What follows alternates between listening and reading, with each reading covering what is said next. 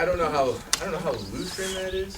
I think there's something to be said COVID-19 or coronavirus was going through Wuhan in January. February it started making the news.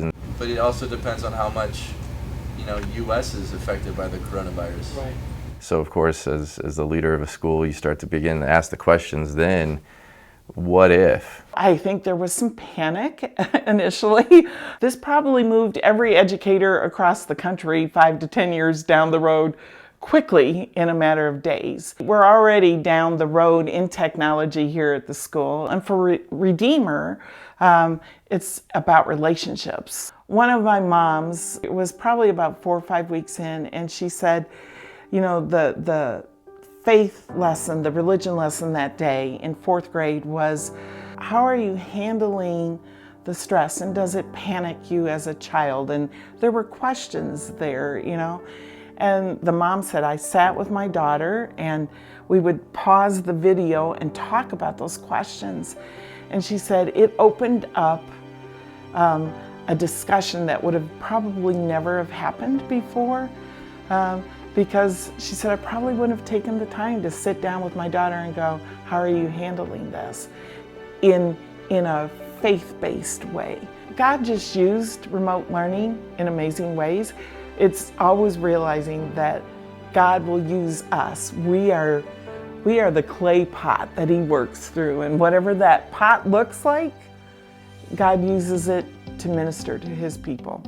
As we got into remote learning, especially as we're meeting with the middle school team, we kept trying to figure out, how do we salvage, how do we take these events that have been staples of ending your time at Redeemer as an 8th grader and reimagine them, reschedule them. Carol said, hey, what if we did a drive-by graduation and actually went to all the 8th graders' houses? What do you guys think?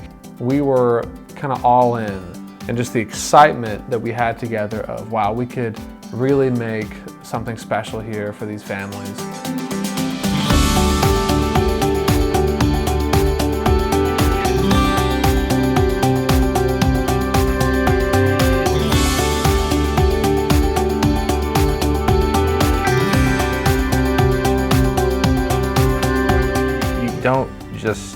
You don't just stop learning. You don't just stop learning in life because life throws you a lot of punches. I mean, we didn't want that message to be sent to our students to say, well, I guess we're done. I guess 2020 is over. We wanted them to be prepared. So we pivoted and we did certain things that we would never do. Drive by, wave at the teachers, the parade for the seniors. We had our graduates, our alumni writing to the seniors saying, hang in there, just the words of encouragement. Then the Busarama tour where principal who has a CDL, so I just thought it would be great to take the big old bus that we have and drive it into the neighborhoods and show up unannounced to seniors' houses. We had the parents' permission, they were in on it, but they didn't tell the students, so it was a big shock for each one of them. And so when the seniors came out of their house and they saw our school bus sitting in front with a bunch of crazy teachers waving and blowing horns and everything, the look on their faces were just precious. It was just precious, and it was to hear the students say, I really needed this. I really needed to be connected back to Concordia High School and back to the relationship with the teachers. I mean, it was so heartwarming, and it was the moment that I realized how much we've all been through. To have a graduation live, on Facebook Live and YouTube, we had it for the world to see. It's a unique thing. Not everybody's doing a live graduation like that. Not everybody's able to pull that off like we did. But the flexibility and adaptability that we were able to do and pivot quickly, there's ingrown trust there. You don't do that. You can't do that without trust. And I know the administration, our team was trusting on God the entire time. And I know our parents and students were trusting in God the whole time. But we were also trusting each other to just take step by step. The second to last stop was the valedictorian, and the last stop was the salutatorian.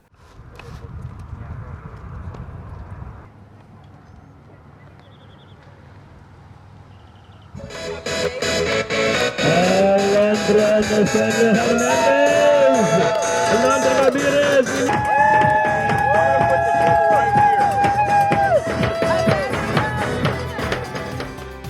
Award you with this medal for being our salutatorian this year.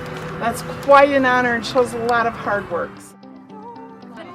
When we went to Redeemer, it was third grade, and we were kind of worried because Emmanuel was a little behind. But all the school, the teachers, the staff, they've been amazing, and they help him to go above and beyond, and we are so proud of him. There's nothing that will ever take the place of teachers one-on-one with kids. And my prayer is we're back here this fall with our little ones here.